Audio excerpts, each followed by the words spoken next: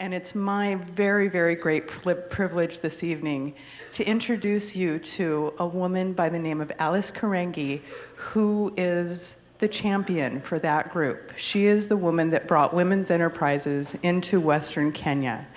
And please join me in giving a warm welcome to Alice Kirenge.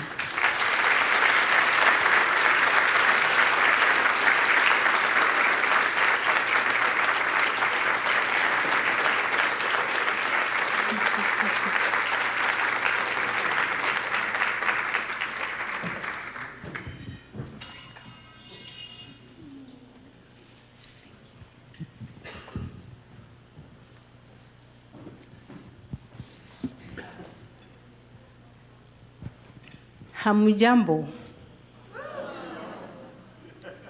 Hamujambo. Good evening, ladies and gentlemen. I am very, very pleased to be in front of you today. I was supposed to sing a song for you, but all of a sudden I have kind of lost my voice, and I'm not going to sing the song, but I'm going to tell you about the joy in the song that I was going to sing to you. It is about the amazing thing that is happening in Kenya and how God has shown us his amazing love, and about this love that has brought a wind of change in Kenya that, as Teresa says, it's coming across from all the way from eastern Kenya all the way to the Lake Victoria. Now, this amazing wind of change has transformed the lives of women in Kenya. And thank you. And so it has transformed the lives of families in Kenya. And what's more amazing is the fact that you are part of this change, despite the fact that some of you have not been to Kenya. And so my small job here today is to try and paint a picture of what some of you have done in supporting the Kenyan women, a picture that should be as clear as possible for you to appreciate that support that you have sent to Kenya is working. Now, I'll start by telling you about myself. I have always known that God had blessed me. I have always known that God has put amazing abilities in my hands to share with other people. And I've tried to do that. And some of the things that I have done have been successful, and others not. But the most gratifying thing that has borne results in my life, as far as my prayer is concerned, is being a member of WAY. And I'll tell you why.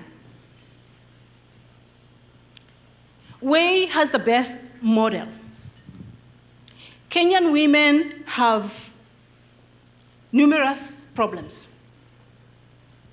And a lot of time has been spent, a lot of money, many experts have been applied, and so many solutions have been tried to try and solve problems in Kenya. Some of them have worked.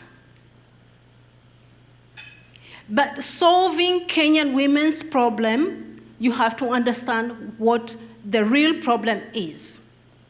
And the problem with Kenyan women begins and ends with water. And for you to know this, I want you to start creating a picture. I want you to picture this. And you've already seen it there on that video. Picture a woman with a pot. Not even the plastic jerrycan, a pot, because that's what they did in so many years. A pot that is already heavy, and in it there's supposed to be water, and this woman is probably carrying a baby or is pregnant, and because they have to walk for so many miles, sometimes 3 miles, going to the water source and coming back, so that's 6 miles, they also have to take to where they're going to get the water from, either their utensils or their clothes, so that they wash at the source. So picture this woman with a pot of water on their heads, and probably pregnant, or with a baby strapped on their back, and with another luggage, and they are walking 6 miles. Picture that. Also, you have seen the sources of water on the video. Picture Lake Victoria,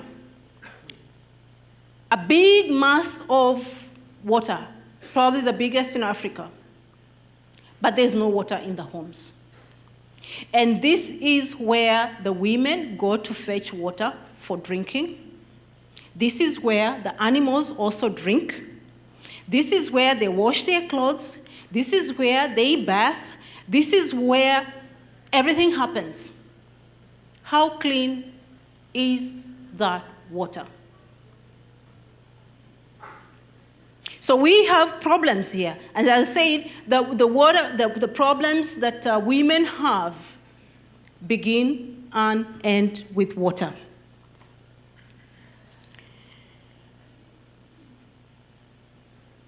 I would just want to share something with you, and as Teresa has said, she has worked mostly in the eastern part of Kenya, and because of women's enterprises in Kenya, we now have about 2,000 tanks, because we have a membership of about 2,000 women, and those represent 2,000 families. And if you take an average, of 8 people in every family, those are many people. And we would like to support as more women as possible. Now, this wind of change that is transforming the whole of Kenya has come from the eastern part of Kenya all the way to the lake shores of Kenya on the western side. And I happen to come from that side, and if you have seen some banners out there, that is for the Shukrani Women's Group. It is a group that was started in 2011, March 2011. The women have saved for 10 tanks. They have got 5 marching tanks. They're still waiting for their 5, and they are hopeful. And they still want to save. There are 28 women. They still want to save for 8 more tanks. Now, what is the transformation? I happen to be part of this village. And the amazing thing is, and it's like a miracle, that these women can actually work. They've been working before, but right now they can work for an income. Before, they were so busy trying to collect water that they didn't have time for anything else. And that formed part of their culture and attitude. So they would wait for anybody coming from the city center and ask for a handout. Not because they're not able to, but because they have been so accustomed to spending most of their time collecting water such that they cannot think of anything else. And now they are able to think of doing some work because they have to save for the 50% of their water tanks. And this work that they do is not the work that you and I do. They do very hard work. Some of them break stones with their own hands to form the concrete for building. Some of them make the sisal. Some of them make, they cut firewood. And some of them actually plant trees, the seedlings, for sale. So that's one of the transformation. And they get an income from this. I'm not sure that you have seen some of the photos, but I would have loved to show you some of the photos, but you've again seen the video. The other amazing thing is the fact that these women now have the self-esteem. They can actually plan, and you have seen from the banner out there that these women, most of them hardly went to school, but they came up with a vision to see how in the next few years their village will look like. Why? Because of the Women's Enterprise Project. These women can actually, and we didn't realize this until they told us. We have a case in point of a lady called Joyce who said now she can stand and speak in front of people because of Women's Enterprise. And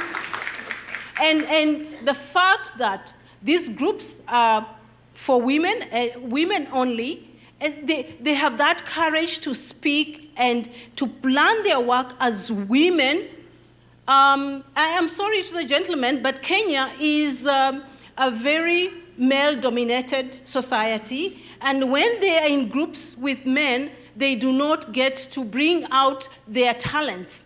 So now Women's Enterprise has encouraged them and their leadership skills that are coming out of these groups. Another amazing factor is the fact that because of you, because of the support that we are getting from Women's Enterprise, a child is going to be born safely. Why do I say this? Imagine how safe that woman is if they have to carry that water and they have to work hard and carry all this load, and how safe this woman is and the child if they're going to be born in an environment that doesn't have clean water. After the first set of tanks was delivered to Shukrani, one gentleman actually stopped. I had not thought about it, and he told me, because of this project, our child is going to be born safely. Because that area around Lake Victoria has the highest child mortality, and women are not safe. But because of you and because of Way, children are going to be safe. Because of you, one more girl is going to be successful in their studies. These girls do not have time to go to study. They sometimes do not have time to go to school because they have to help their mothers to clean utensils either at the lake or the river. Because of women's enterprises, the women in Shukrani are actually glowing. Before then, they didn't even have time to make up their faces. They didn't even have time to clean up. But now they have water. They can actually open the tap and get water. And they're very happy about it. Because of women's enterprises, the environment is going to be clean. Because part of the income-generating activities is to plant trees, and they plant these trees and sell the seedlings so that they get money to save. And because of you, poverty is going to be history.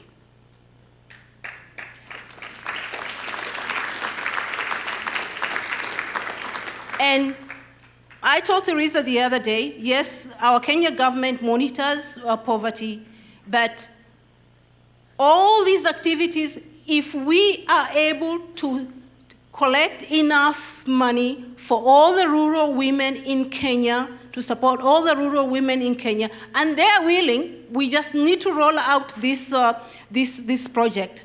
The women are willing to work, but because their income is very small, they need your support, and if we are able to support them, then women are going to be able to plant more vegetables, plant more food. Therefore, they're going to have better nutrition, and all this thing called health problems and poverty is going to end.